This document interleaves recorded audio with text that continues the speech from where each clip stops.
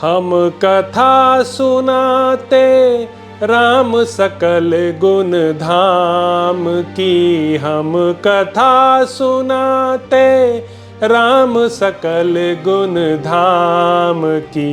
ये रामायण है पुण्य कथा श्री राम की। ये रामायण है पुण्य कथा श्री राम की। जम्बूदीपे भरत खंडे आर्यावर्ते भारतवर्षे एक नगरी है विख्यात अयोध्या नाम की। यह जन्म भूमि है परम पूज्य श्री राम की। यह जन्म भूमि है परम पूज्य श्री राम की। यह रामायण है पुण्य कथा श्री राम की। यह रामायण है पुण्य कथा श्री राम की। श्रीमद् वाल्मीकि रामायण। श्री सीतारामचंद्राभ्या नमः। श्रीमद् वाल्मीकि रामायण। युद्धकांड। प्रहस्त के मारे जाने से दुखी हुए रावण का स्वयं ही युद्ध के लिए पधारना, उसके साथ आए हुए मुख्य वीरों का परिचय, रावण की मार से सुग्रीव का अचेत होना, लक्ष्मण का युद्ध में आना, हनुमान और रावण में थप्पड़ों की मार, रावण द्वारा नील का मूर्छित होना, लक्ष्मण का शक्ति के आघात से मूर्छित एवं सचेत होना तथा श्रीराम से परास्त होकर रावण का लंका में घुस जाना। वानर श्रेष्ठ नील के द्वारा युद्धस्थल में उस राक्षस सेनापति प्रहस्त के मारे जाने पर समुद्र के समान वेगशालिनी और भयानक आयुधों से युक्त वह राक्षस राज की सेना भाग चली। राक्षसों ने निशाचर राज रावण के पास जाकर अग्निपुत्र नील के हाथ से प्रहस्त के मारे जाने का समाचार सुनाया। उनकी वह बात सुनकर राक्षस राज रावण को बड़ा क्रोध हुआ। युद्धस्थल में प्रहस्त मारा गया, यह सुनते ही वह क्रोध से तमतमा उठा, किंतु थोड़ी ही देर में उसका चित्त उसके लिए शोक से व्याकुल हो गया। अतः वह मुख्य देवताओं से बातचीत करने वाले इंद्र की भांति राक्षस सेना के मुख्य अधिकारियों से बोला, शत्रुओं को नगण्य समझकर उनकी अवहेलना नहीं करनी चाहिए। मैं जिन्हें बहुत छोटा समझता था, उन्हीं शत्रुओं ने मेरे उस सेनापति को सेवकों और हाथियों सहित मार गिराया, जो इंद्र की सेना का भी सहार करने में समर्थ था। अब मैं शत्रुओं के सहार और अपनी विजय के लिए बिना कोई विचार किए स्वयं ही उस अद्भुत युद्ध के मुहाने पर जाऊंगा। जैसे प्रज्वलित आग वन को जला देती है, उसी तरह आज अपने बाण समूहों से वानरों की सेना तथा लक्ष्मण सहित श्रीराम को मैं भस्म कर डालूंगा। आज वानरों के रक्त से मैं इस पृथ्वी को तृप्त करूंगा। ऐसा कहकर वह देवराज का शत्रु रावण अग्नि के समान प्रकाशमान रथ पर सवार हुआ। उसके रथ में उत्तम घोड़ों के समूह जुटे हुए थे। वह अपने शरीर से भी प्रज्वलित अग्नि के समान उद्भासित हो रहा था। उसके प्रस्थान करते समय शंख, भेरी और पणव आदि बाजे बजने लगे। योद्धा लोग ताल ठोकने, गर्जने और सिंहनाद करने लगे। वंदीजन पवित्र स्तुतियों द्वारा राक्षसराज शिरोमणि रावण की भली भांति समाराधना करने लगे। इस प्रकार उसने यात्रा की। पर्वत और मेघों के समान काले एवं विशाल रूप वाले मांसाहारी राक्षसों से, जिनके नेत्र प्रज्वलित अग्नि के समान उद्दीप्त हो रहे थे, घिरा हुआ राक्षस राजाधिराज रावण भूतगणों से घिरे हुए देवेश्वर रुद्र के समान शोभा पाता था। महातेजस्वी रावण ने लंकापुरी से सहसा निकलकर महासागर और मेघों के समान गर्जना करने वाली उस भयंकर वानर सेना को देखा, जो हाथों में पर्वत शिखर एवं वृक्ष लिए युद्ध के लिए तैयार थी। उस अत्यंत प्रचंड राक्षस सेना को देखकर नागराज शेष के समान भुजा वाले वानर सेना से घिरे हुए तथा पुष्ट शोभा संपत्ति से युक्त श्री रामचंद्र जी ने शस्त्रधारियों में श्रेष्ठ विभीषण से पूछा, जो नाना प्रकार की ध्वजा पताकाओं और छत्रों से सुशोभित, प्रास, खड्ग और शूल आदि अस्त्र शस्त्रों से संपन्न, अजय, निडर योद्धाओं से सेवित और महेंद्र पर्वत जैसे विशालकाय हाथियों से भरी हुई है, ऐसी यह सेना किसकी है? इंद्र के समान बलशाली विभीषण श्रीराम की उपर्युक्त बात सुनकर महामना राक्षस शिरोमणियों के बल एवं सैनिक शक्ति का परिचय देते हुए उनसे बोले, राजन, यह जो महामंस्वी वीर हाथी की पीठ पर बैठा है, जिसका मुख नवोदित सूर्य के समान लाल रंग का है तथा जो अपने भार से हाथी के मस्तक में कंपन उत्पन्न करता हुआ इधर आ रहा है, इसे आप अकंपन समझें। वह जो रथ पर चढ़ा हुआ है, जिसकी ध्वजा पर सिंह का चिन्ह है, जिसके दांत हाथी के समान उम्र और बाहर निकले हुए हैं तथा जो इंद्रधनुष के समान कांतिमान धनुष हिलाता हुआ आ रहा है, उसका नाम इंद्रजित है। वह वरदान के प्रभाव से बड़ा प्रबल हो गया है। यह जो विंध्याचल, अस्ताचल और महेंद्रगिरि के समान विशालकाय, अतिरथी एवं अतिशय वीर धनुष लिए रथ पर बैठा है तथा अपने अनुपम धनुष को बारंबार खींच रहा है, इसका नाम अतिकाय है। इसकी काया बहुत बड़ी है, जिसके नेत्र प्रात काल उदित हुए सूर्य के समान लाल हैं तथा जिसकी आवाज घंटा की ध्वनि से भी उत्कृष्ट है। ऐसे क्रूर स्वभाव वाले गजराज पर आरूढ़ होकर जो जोर जोर से गर्जना कर रहा है, वह महामंस्वी वीर महोदर नाम से प्रसिद्ध है। जो सायंकालीन मेघ से युक्त पर्वत की सी आभा वाले और सुवर्णमय आभूषणों से विभूषित घोड़े पर चढ़कर चमकीले प्रास भाले को हाथ में लिए इधर आ रहा है, इसका नाम पिशाच है। यह वज्र के समान वेगशाली योद्धा है, जिसने वज्र के वेग को भी अपना दास बना लिया है और जिससे बिजली की सी प्रभा छिटकती रहती है। ऐसे तीखे त्रिशूल को हाथ में लिए जो यह चंद्रमा के समान श्वेत कांति वाले साड़ पर चढ़कर युद्ध भूमि में आ रहा है, यह यशस्वी वीर त्रिशिरा है, जिसका रूप मेघ के समान काला है, जिसकी छाती उभरी हुई, चौड़ी और सुंदर है, जिसकी ध्वजा पर नागराज वासुकी का चिन्ह बना हुआ है तथा जो एकाग्रचित्त हो अपने धनुष को हिलाता और खींचता आ रहा है, वह कुंभ नामक योद्धा है, जो सुवर्ण और वज्र से जटित होने के कारण दीप्तिमान तथा इंद्रनील मणि से मंडित होने के कारण धूमयुक्त अग्नि सा प्रकाशित होता है। ऐसे परिख को हाथ में लेकर जो राक्षस सेना की ध्वजा के समान आ रहा है, उसका नाम निकुंभ है। उसका पराक्रम घोर एवं अद्भुत है। यह जो धनुष, खड्ग और बाण समूह से भरे हुए, ध्वजापताका से अलंकृत तथा प्रज्वलित अग्नि के समान देदीप्यमान रथ पर आरूढ़ हो अतिशय शोभा पा रहा है, वह ऊंचे कद का योद्धा नरांतकर है। वह पहाड़ों की चोटियों से युद्ध करता है। यह जो व्याघ्र, ऊंट, हाथी, हिरन और घोड़े के से मुंह वाले, चढ़ी हुई आंख वाले तथा अनेक प्रकार के भयंकर रूप वाले भूतों से घिरा हुआ है, जो देवताओं का भी दर्प दलन करने वाला है तथा जिसके ऊपर पूर्ण चंद्रमा के समान श्वेत एवं पतली कमानी वाला सुंदर छत्र शोभा पाता है, वही यह राक्षसराज महामना रावण है, जो भूतों से घिरे हुए रुद्रदेव के समान सुशोभित होता है। यह सिर पर मुकुट धारण किए है। इसका मुख कानों में हिलते हुए कुंडलों से अलंकृत है। इसका शरीर गिरिराज, हिमालय और विंध्याचल के समान विशाल एवं भयंकर है तथा यह इंद्र और यमराज के भी घमंड को चूर करने वाला है। देखिए, यह राक्षसराज साक्षात सूर्य के समान प्रकाशित हो रहा है। तब शत्रुघ्न श्रीराम ने विभीषण को इस प्रकार उत्तर दिया, अहो, राक्षसराज रावण का तेज तो बहुत ही बढ़ा चढ़ा और देदीप्यमान है। रावण अपनी प्रभा से सूर्य की ही भांति ऐसी शोभा पा रहा है कि इसकी ओर देखना कठिन हो रहा है। तेजोमंडल से व्याप्त होने के कारण इसका रूप मुझे स्पष्ट नहीं दिखाई देता। 27 इस राक्षसराज का शरीर जैसा सुशोभित हो रहा है, ऐसा तो देवता और दानव वीरों का भी नहीं होगा। इस महाकाय राक्षस के सभी योद्धा पर्वतों के समान विशाल हैं। सभी पर्वतों से युद्ध करने वाले हैं और सबके सब चमकीले अस्त्र शस्त्र लिए हुए हैं। जो दीप्तिमान, भयंकर दिखाई देने वाले और तीखे स्वभाव वाले हैं, उन राक्षसों से घिरा हुआ यह राक्षसराज रावण देहधारी भूतों से घिरे हुए यमराज के समान जान पड़ता है। सौभाग्य की बात है कि यह पापात्मा मेरी आंखों के सामने आ गया। सीताहरण के कारण मेरे मन में जो क्रोध संचित हुआ है, उसे आज इसके ऊपर छोड़ूंगा। ऐसा कहकर बल विक्रमशाली श्रीराम धनुष लेकर उत्तम बाण निकालकर युद्ध के लिए इट गए। इस कार्य में लक्ष्मण ने भी उनका साथ दिया। तदंतर महामना राक्षसराज रावण ने अपने साथ आए हुए उन महाबली राक्षसों से कहा, तुम लोग निर्भय और सुप्रसन्न होकर नगर के द्वारों तथा राजमार्ग के मकानों की ड्योढ़ियों पर खड़े हो जाओ, क्योंकि वानर लोग मेरे साथ तुम सबको यहां आया देख इसे अपने लिए अच्छा मौका समझकर सहसा एकत्र हो मेरी सूनी नगरी में, जिसके भीतर प्रवेश होना दूसरों के लिए बहुत कठिन है, घुस जाएंगे और इसे मतकर चौपट कर डालेंगे। इस प्रकार जब अपने मंत्रियों को विदा कर दिया और वे राक्षस उसकी आज्ञा के अनुसार उन स्थानों पर चले गए, तब रावण जैसे महामत्स्य तिमिंगिल पूरे महासागर को विक्षुब्ध कर देता है, उसी प्रकार समुद्र जैसी वानर सेना को विदीर्ण करने लगा।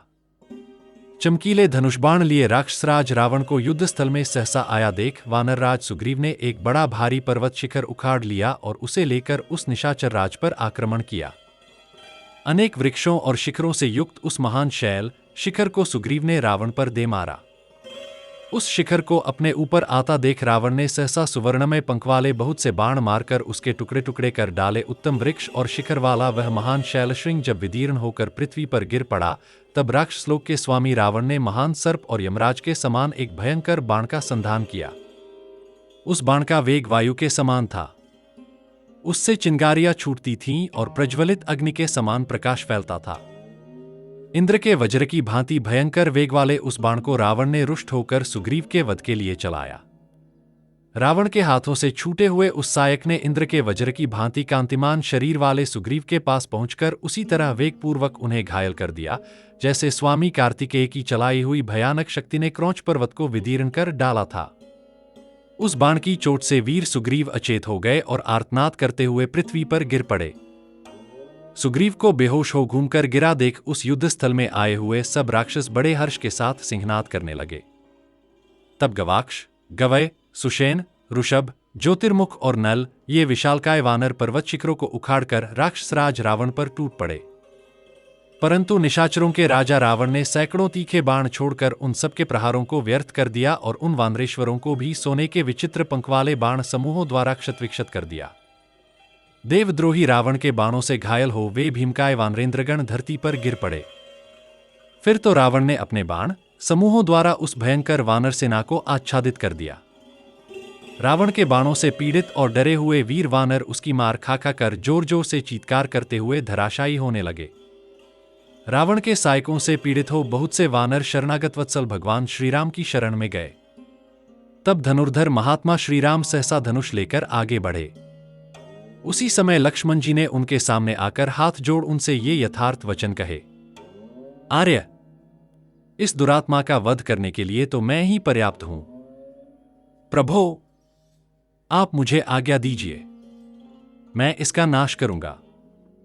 उनकी बात सुनकर महातेजस्वी सत्य पराक्रमी श्रीराम ने कहा, अच्छा लक्ष्मण, जाओ, किंतु संग्राम में विजय पाने के लिए पूर्ण प्रयत्नशील रहना, क्योंकि रावण महान बल विक्रम से संपन्न है। यह युद्ध में अद्भुत पराक्रम दिखाता है। रावण यदि अधिक कुपित होकर युद्ध करने लगे तो तीनों लोकों के लिए इसके वेग को सहन करना कठिन हो जाएगा। तुम युद्ध में रावण के छिद्र देखना, उसकी कमजोरियों से लाभ उठाना और अपने छिद्रों पर भी दृष्टि रखना, कहीं शत्रु उनसे लाभ न उठाने पाए।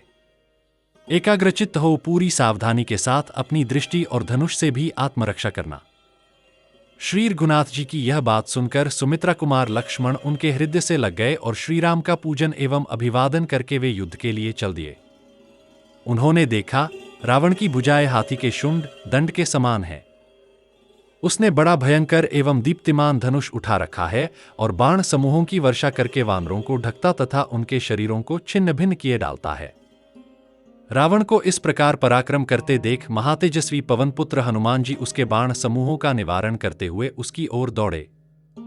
उसके रथ के पास पहुंचकर अपना दाया हाथ उठा बुद्धिमान हनुमान ने रावण को भयभीत करते हुए कहा, निशाचर, तुमने देवता, दानव, गंधर्व, यक्ष और राक्षसों से न मारे जाने का वर प्राप्त कर लिया है, परंतु वानरों से तो तुम्हें भय है ही। देखो, 5 अंगुलियों से युक्त यह मेरा दाहिना हाथ उठा हुआ है। तुम्हारे शरीर में चिरकाल से जो जीवात्मा निवास करता है, उसे आज यह इस देह से अलग कर देगा। हनुमान जी का यह वचन सुनकर भयानक पराक्रमी रावण के नेत्र क्रोध से लाल हो उठे और उसने रोषपूर्वक कहा, वानर, तुम निःशंक होकर शीघ्र मेरे ऊपर प्रहार करो और सुस्थिर यश प्राप्त कर लो। तुम में कितना पराक्रम है, यह जान लेने पर ही मैं तुम्हारा नाश करूंगा। रावण की बात सुनकर पवनपुत्र हनुमान जी बोले, मैंने तो पहले ही तुम्हारे पुत्र अक्ष को मार डाला है, इस बात को याद तो करो। उनके इतना कहते ही बल विक्रम संपन्न महातेजस्वी राक्षसराज रावण ने उन पवन कुमार की छाती में एक तमाचा जड़ दिया। उस थप्पड़ की चोट से हनुमान जी बारंबार इधर उधर चक्कर काटने लगे, परंतु वे बड़े बुद्धिमान और तेजस्वी थे, अत 2 ही घड़ी में अपने को सुस्थिर करके खड़े हो गए। फिर उन्होंने भी अत्यंत कुपित होकर उस देवद्रोही को थप्पड़ से ही मारा। उन महात्मा वानर के थप्पड़ की मार खाकर दशमुख रावण उसी तरह कांप उठा जैसे भूकंप आने पर पर्वत हिलने लगता है। संग्राम भूमि में रावण को थप्पड़ खाते देख ऋषि, वानर, सिद्ध, देवता और असुर सभी हर्षध्वनि करने लगे तदंतर महातेजस्वी रावण ने संभल कर कहा, शाबाश वानर, शाबाश, तुम पराक्रम की दृष्टि से मेरे प्रशंसनीय प्रतिद्वंद्वी हो। रावण के ऐसा कहने पर पवन कुमार हनुमान ने कहा, रावण, तू अब भी जीवित है, इसलिए मेरे पराक्रम को धिक्कार है। दुर्बुद्धे, अब तुम एक बार और मुझ पर प्रहार करो। बढ़ बढ़कर बातें क्यों बना रहे हो? तुम्हारे प्रहार के पश्चात जब मेरा मुक्का पड़ेगा, तब वह तुम्हें तत्काल यमलोक पहुंचा देगा। हनुमान जी की इस बात से रावण का क्रोध प्रज्वलित हो उठा। उसकी आंखें लाल हो गईं। उस पराक्रमी राक्षस ने बड़े यत्न से दाहिना मुक्का तानकर हनुमान जी की छाती में वेगपूर्वक प्रहार किया। छाती में चोट लगने पर हनुमान जी पुनः विचलित हो उठे। महाबली हनुमान जी को उस समय विह्वल देख अतिरथी रावण रथ के द्वारा शीघ्र ही नील पर जा चढ़ा। राक्षसों के राजा प्रतापी दशग्रीव ने शत्रुओं के मर्म को विदीर्ण करने वाले सर्पतुल्य भयंकर बाणों द्वारा वानर सेनापति नील को संताप देना आरंभ किया। उसके बाण समूहों से पीड़ित हुए वानर सेनापति नील ने उस राक्षसराज पर एक ही हाथ से पर्वत का एक शिखर उठाकर चलाया। इतने ही में तेजस्वी महामना हनुमान जी भी संभल गए और पुनः युद्ध की इच्छा से रावण की ओर देखने लगे। उस समय राक्षसराज रावण नील के साथ उलझा हुआ था। हनुमान जी ने उससे रोषपूर्वक कहा, ओ निशाचर, इस समय तुम दूसरे के साथ युद्ध कर रहे हो, अब तुम पर धावा करना मेरे लिए उचित न होगा। उधर महातेजस्वी रावण ने नील के चलाए हुए पर्वत शिखर पर तीखे अग्रभाग वाले 7 मारे, जिससे वह टूट फूट कर पृथ्वी पर बिखर गया। उस पर्वत शिखर को बिखरा हुआ देख शत्रुवीरों का सहार करने वाले वानर सेनापति नील प्रलयकाल की अग्नि के समान क्रोध से प्रज्वलित हो उठे। उन्होंने युद्धस्थल में अश्वकर्ण, साल, खिले हुए आम्र तथा अन्य नाना प्रकार के वृक्षों को उखाड़ उखाड़ कर रावण पर चलाना आरंभ किया। रावण ने उन सब वृक्षों को सामने आने पर काट गिराया और अग्निपुत्र नील पर बाणों की भयानक वर्षा की। जैसे मेघ किसी महान पर्वत पर जल की वर्षा करता है, उसी तरह रावण ने जब नील पर समूहों की वर्षा की, तब वे छोटा सा रूप बनाकर रावण की ध्वजा के शिखर पर चढ़ गए। अपनी ध्वजा के ऊपर बैठे हुए अग्निपुत्र नील को देखकर रावण क्रोध से जल उठा और उधर नील जोर जोर से गर्जना करने लगे। नील को कभी रावण की ध्वजा पर, कभी धनुष पर और कभी मुकुट पर बैठा देख श्रीराम, लक्ष्मण और हनुमान जी को भी बड़ा विस्मय हुआ। वानर नील की वह फुर्ती देखकर महातेजस्वी रावण को भी बड़ा आश्चर्य हुआ और उसने अद्भुत तेजस्वी आग्नेयास्त्र हाथ में लिया। नील की फुर्ती से रावण को घबराया हुआ देख हर्ष का अवसर पाकर सब वानर बड़ी प्रसन्नता के साथ किलकारियां भरने लगे। उस समय वानरों के हर्षनाद से रावण को बड़ा क्रोध हुआ। साथ ही हृदय में घबराहट छा गई थी, इसलिए वह कर्तव्य का कुछ निश्चय नहीं कर सका। तदंतर निशाचर रावण ने आग्नेयास्त्र से अभिमंत्रित बाण हाथ में लेकर ध्वज के अग्रभाग पर बैठे हुए नील को देखा। देखकर महातेजस्वी राक्षसराज रावण ने उनसे कहा, वानर, तुम उच्च कोटि की माया के साथ ही अपने भीतर बड़ी फुर्ती भी रखते हो। वानर, यदि शक्तिशाली हो तो मेरे बाण से अपने जीवन की रक्षा करो। यद्यपि तुम अपने पराक्रम के योग्य ही भिन्न भिन्न प्रकार के कर्म कर रहे हो, तथापि मेरा छोड़ा हुआ दिव्यास्त्र प्रेरित बाण जीवन रक्षा की चेष्टा करने पर भी तुम्हें प्राणहीन कर देगा। ऐसा कहकर महाबाहु राक्षसराज रावण ने आग्नेयास्त्र युक्त रुबाण का संधान करके उसके द्वारा सेनापति नील को मारा। उसके धनुष से छूटे हुए उस बाण ने नील की छाती पर गहरी चोट की। वे उसकी आंच से जलते हुए सहसा पृथ्वी पर गिर पड़े। यद्यपि नील ने पृथ्वी पर घुटने टेक दिए, तथापि पिता अग्निदेव के महात्म्य से और अपने तेज के प्रभाव से उनके प्राण नहीं निकले। वानर नील को अचेत हुआ देख रणोत्सुक रावण ने मेघ की गर्जना के समान गंभीर ध्वनि करने वाले रथ के द्वारा सुमित्रा कुमार लक्ष्मण पर धावा किया। युद्ध भूमि में सारी वानर सेना को आगे बढ़ने से रोककर वह लक्ष्मण के पास पहुंच गया और प्रज्वलित अग्नि के समान सामने खड़ा हो प्रतापी राक्षसराज रावण अपने धनुष की टंकार करने लगा।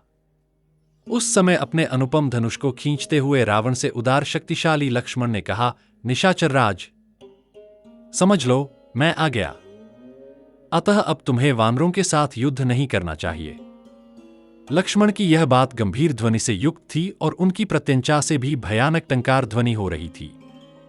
उसे सुनकर युद्ध के लिए उपस्थित हुए सुमित्रा कुमार के निकट जा राक्षसों के राजा रावण ने रोषपूर्वक कहा, रघुवंशी राजकुमार, सौभाग्य की बात है कि तुम मेरी आंखों के सामने आ गए। तुम्हारा शीघ्र ही अंत होने वाला है, इसीलिए तुम्हारी बुद्धि विपरीत हो गई है। अब तुम मेरे बाण समूहों से पीड़ित हो इसी क्षण यमलोक की यात्रा करोगे। सुमित्रा कुमार लक्ष्मण को उसकी बात सुनकर कोई विस्मय नहीं हुआ। उसके दांत बड़े ही तीखे और उत्कट थे और वह जोर जोर से गर्जना कर रहा था। उस समय सुमित्रा कुमार ने उससे कहा, राजन, महान प्रभावशाली पुरुष तुम्हारी तरह केवल गर्जना नहीं करते हैं, कुछ पराक्रम करके दिखाते हैं। पापाचारियों में अग्रगण्य रावण, तुम तो झूठे ही डींग हाँकते हो। राक्षसराज, तुमने सूने घर से जो चोरी चोरी एक असहाय नारी का अपहरण किया, इसी से मैं तुम्हारे बल, वीर्य, प्रताप और पराक्रम को अच्छी तरह जानता हूं, इसीलिए हाथ में धनुष बाण लेकर सामने खड़ा हूं। आओ युद्ध करो। व्यर्थ बातें बनाने से क्या होगा? उनके ऐसा कहने पर कुपित हुए राक्षसराज ने उन पर सुंदर पंख वाले 7 बाण छोड़े, परंतु लक्ष्मण ने सोने के बने हुए विचित्र पंखों से सुशोभित और तेज धार वाले बाणों से उन सबको काट डाला।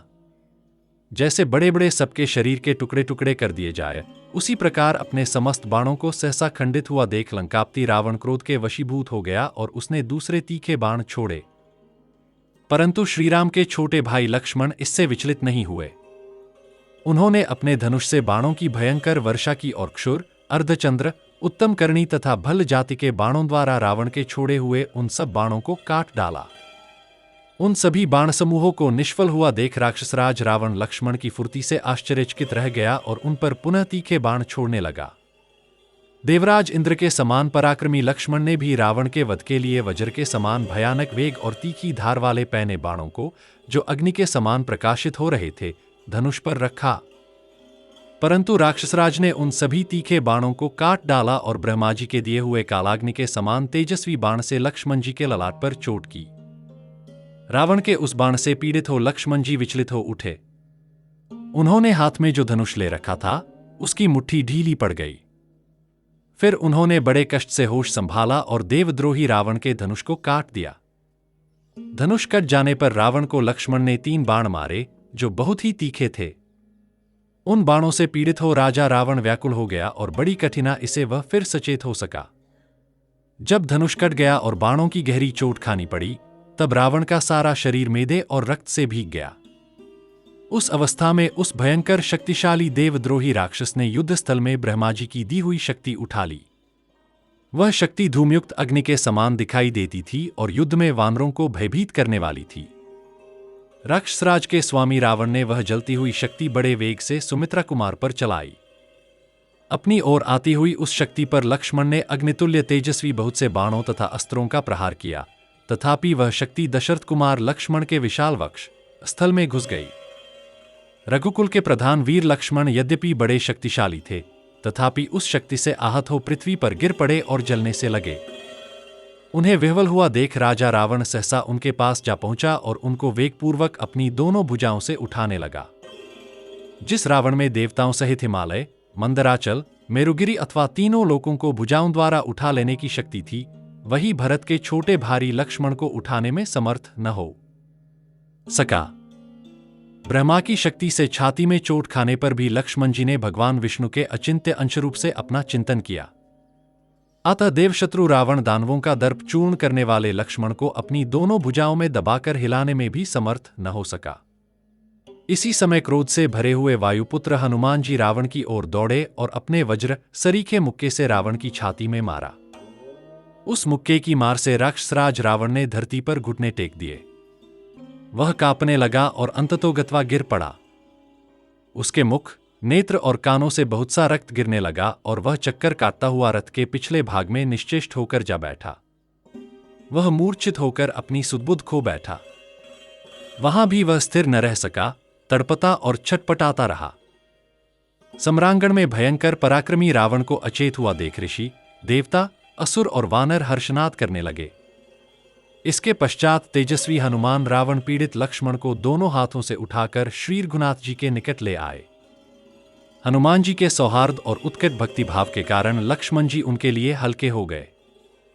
शत्रुओं के लिए तो वे अब भी अकंपनीय थे, वे उन्हें हिला नहीं सकते थे।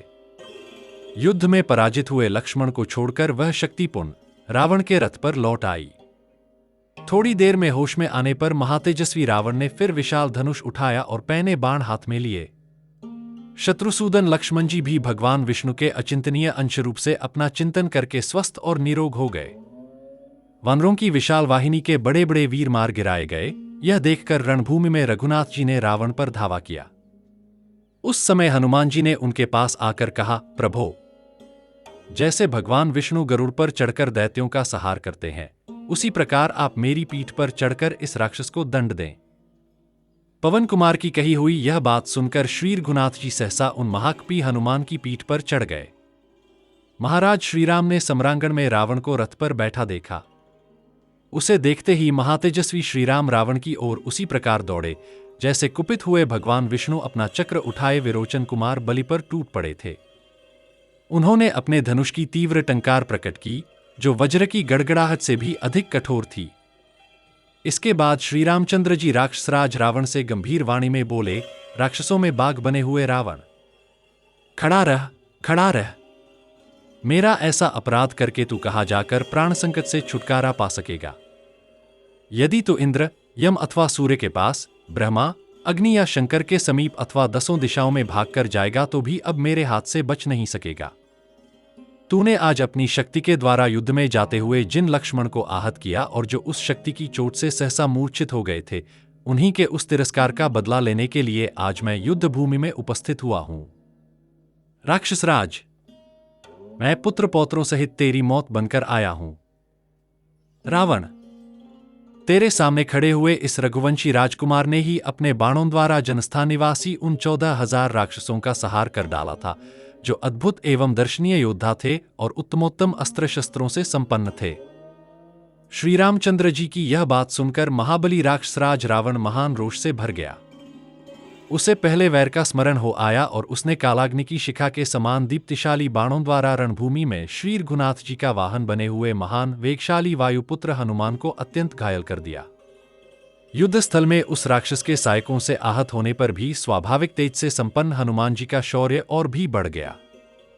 वानर शिरोमणि हनुमान को रावण ने घायल कर दिया। यह देखकर महातेजस्वी श्रीराम क्रोध के वशीभूत हो गए।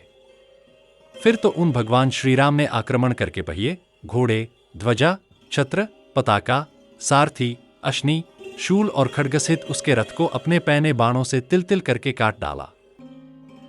जैसे भगवान इंद्र ने वज्र के द्वारा मेरु पर्वत पर आघात किया हो, उसी प्रकार प्रभु श्री रामचंद्र जी ने वज्र और अश्नि के समान तेजस्वी बाण से इंद्रशत्रु रावण की विशाल एवं सुंदर छाती में वेगपूर्वक आघात किया। जो राजा रावण वज्र और अश्नि के आघात से भी कभी क्षुब्ध एवं विचलित नहीं हुआ था, वही वीर उस समय श्री रामचंद्र जी के बाणों से घायल हो अत्यंत आर्त एवं कंपित हो उठा और उसके हाथ से धनुष छूटकर गिर पड़ा। रावण को व्याकुल हुआ देख महात्मा श्री रामचंद्र जी ने एक चमचमाता हुआ अर्धचंद्राकार बाण हाथ में लिया और उसके द्वारा राक्षसराज का सूर्य के समान देदीप्यमान मुकुट सहसा काट डाला।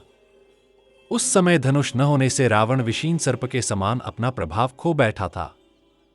सायंकाल में जिसकी प्रभा शांत हो गई हो, उस सूर्य देव के समान निस्तेज हो गया था तथा मुकुटों का समूह कट जाने से श्रीहीन दिखाई देता था। उस अवस्था में श्रीराम ने युद्ध भूमि में राक्षसराज से कहा, रावण, तुमने आज बड़ा भयंकर कर्म किया है। मेरी सेना के प्रधान वीरों को मार डाला है। इतने पर भी थका हुआ समझकर मैं बाणों द्वारा तुझे मौत के अधीन नहीं कर रहा हूं। निशाचर राज, मैं जानता हूं तू युद्ध से पीड़ित है, इसलिए आज्ञा देता हूं, जा लंका में प्रवेश करके कुछ देर विश्राम कर ले, फिर रथ और धनुष के साथ निकलना। उस समय रथारूढ़ रहकर तू फिर मेरा बल देखना। भगवान श्रीराम के ऐसा कहने पर राजा रावण सहसा लंका में घुस गया। उसका हर्ष और अभिमान मिट्टी में मिल चुका था। धनुष काट दिया गया था, घोड़े तथा सारथी मार डाले गए थे, महान किरीट खंडित हो चुका था और वह स्वयं भी बाणों से बहुत पीड़ित था।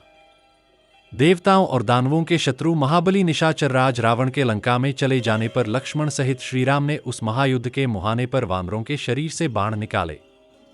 देवराज इंद्र का शत्रु रावण जब युद्ध स्थल से भाग गया, तब उसके पराभव का विचार करके देवता, असुर, भूत, दिशाएं, समुद्र, ऋषिगण, बड़े बड़े नाग तथा भूचर और जलचर प्राणी भी बहुत प्रसन्न हुए।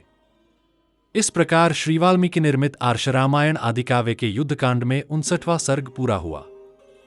हम कथा सुनाते राम सकल गुण धाम की, हम कथा सुनाते राम सकल गुण धाम की। ये रामायण है पुण्य कथा श्री राम की, ये रामायण है पुण्य कथा श्री राम की। जम्बूदीपे भरत खंडे आर्यावर्ते भारत वर्षे एक नगरी है विख्यात अयोध्या नाम की। यह जन्म भूमि है परम पूज्य श्री राम की, यह जन्म भूमि है परम पूज्य श्री राम की। यह रामायण है पुण्य कथा श्री राम की, यह रामायण है पुण्य कथा श्री राम की।